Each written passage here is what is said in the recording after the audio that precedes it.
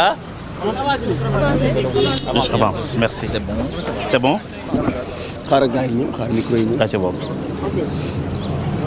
gaaw leen bokk sama xol daa tàng de.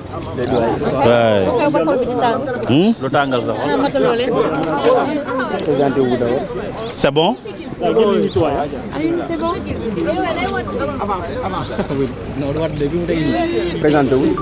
Alors.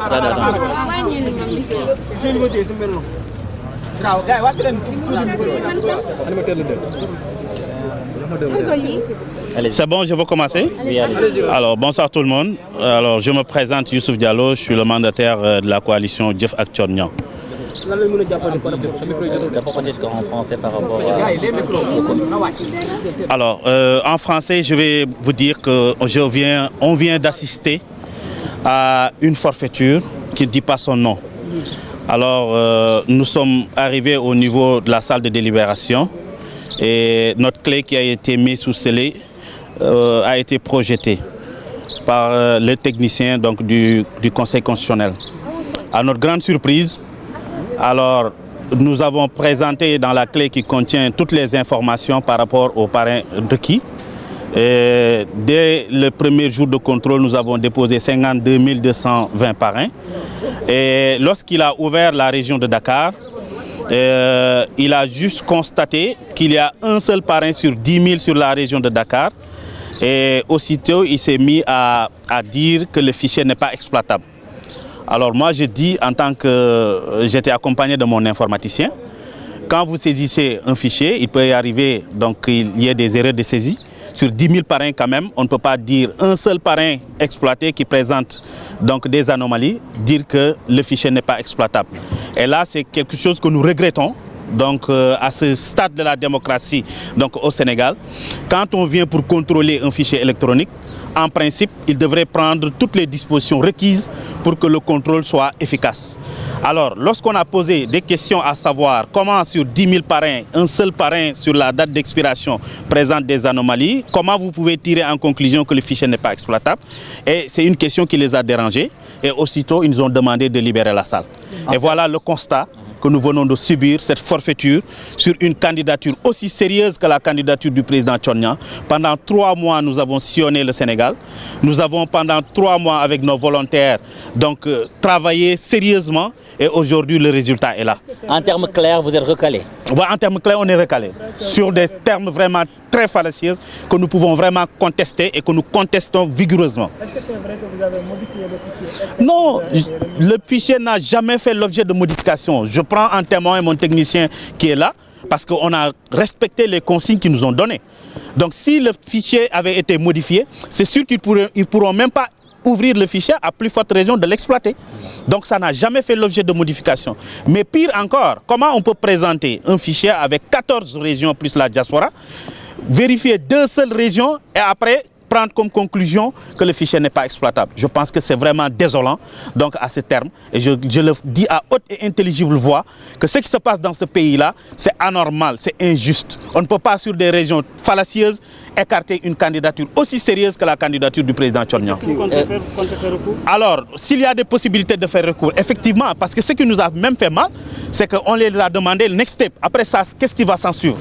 Jusqu'au moment où je vous parle, nous n'avons pas reçu d'informations relativement sur la conduite à tenir. Nous attendons de voir ce qu'il y a à faire et nous allons utiliser toutes les voies de recours pour qu'au moins que la vérité puisse triompher. D'accord. yaa fi teewal candidat bu Thione Niang lan moo xew ci biir? Alors li xew ci biir lu dul gàcce li ma métti suma réew ma ñëw pour contrôler sumay fichier de parrainage pendant 3 mois képp kuy sénégalais gis nga ñuy sillonné dëkk bi di dem wut ay parrain nga xamante ni nu mu méttee.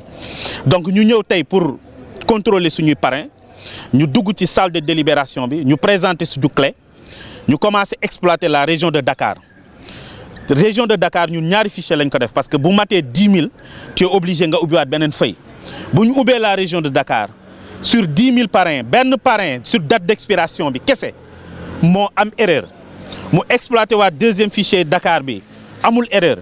Conclusion mu exploiter la région de Fatick mu ne non bu ñu naree continuer nii on va passer la nuit ma ne ko mais loolu moo ñu fi indi foog ngeen exploiter fichier yëpp mais boo tiré conclusion ne fichier bi baaxul man damay léegi forfaiture la te effectivement forfaiture la parce que mënoo présenter 14 régions plus la diaspora candidature bu sérieuse bu mel ni président wu Thionia nga ñëw exploiter ñaari région ci 10 000 parrains yi am benn parrain bi nga xamante ne dafa am erreur de saisie sur la date d'expiration informaticien bi taxaw wàcc yàlla ne fichier mënu ko exploiter loolu mooy lu ñuy naqarlu tey li nga xamante ne moom la ñu jëlee tey ci salle de délibération conseil constitutionnel. ci gàttal candidature Thionia jàllul. donc loolu la ñu wax ne candidature bi jàllul parce que fichier bi mënuñ ko exploiter. te bëgg naa nag ñu leeral nit ñi lan mooy fichier bu ñu mun a exploiter parce que bu dee informatique kese la fichier bu ñu mun a exploiter mooy fichier bi nga xamante daanaka mënuñ ko sax ubbi. loolu mooy fichier bu ñu mun a exploiter mais fichier boo ubbi gis 10 000 parrains yu leer nañ benn parrain mu am erreur de saisie nga ne fichier boobu mënuñ ko exploiter man je pense que lii caaxaan la. te nañ bàyyee di fooye réew mi. ni ngeen koy bàyyee wala. donc li ñu ba fas yéenee def mooy lu ci gën a doy waar bu ñu génnee dañ leen ne waa ok comme nee ngeen fichier mënuñ ko exploiter ban taxawaay lañ war a am. ba moment bi ñuy wax ak yow amuñu information bi ñoo ngi taxaw di xaar bu ñu waxee taxawaay bu ñu war a am dinañ ko topp ba fu mbaxana doonee benn te incha allah candidature bi dinañ ko défendre caaxaan yi lañ war a mën a bàyyi ndax élection présidentielle du ay caaxaan mënuñu wër dëkk bi pendant 3 mois tey ñu toog même pas 10 minutes président conseil nañu da ngeen war a libérer salle bi parce que informaticien bi neen mënu exploiter ak ñu yàggee ci biir depuis 12 heures ñoo ngi fi nga dugg pour 15 minutes ñu la nga génn donc je pense que c'est pas sérieux ce qui se passe dans ce pays-là c'est pas sérieux c'est pas de ñun la dal moo tax ñu koy wax mais je sais que ne y a beaucoup de victimes de cette situation-là donc loolu la ñu naqarlu Youssouf Diallo mandataire bu président Thionia jërëjëf. Youssouf Diallo nekk mandataire kii la di Thionia jëf rek moom nag dégg nga kon kaddu yi nga xam ni yëkkati na ko voilà.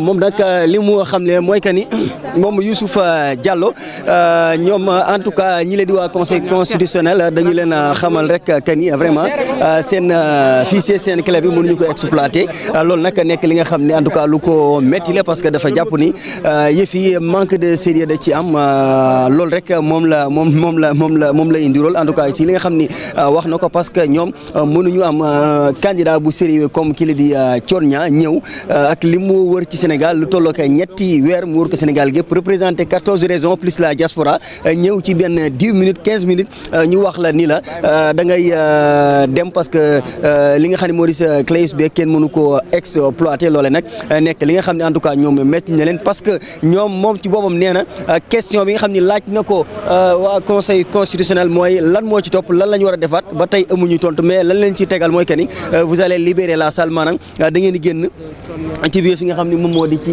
salle bi loolu nag nekk na loo xam ne en tout cas métti na ko ba tax mu daal di koy ñaawlu daal di koy naqarlu bu baax a baax en attendant mi ngi noonu ñuy seen moom mandataire ki nga xam ne moom moo di Aly Ngouille Ndiaye moom itam ba xam lan la jëlee si biir. dañ ko recalé dafa mel ni information boobu la ñu am. kon nañu ko xaar.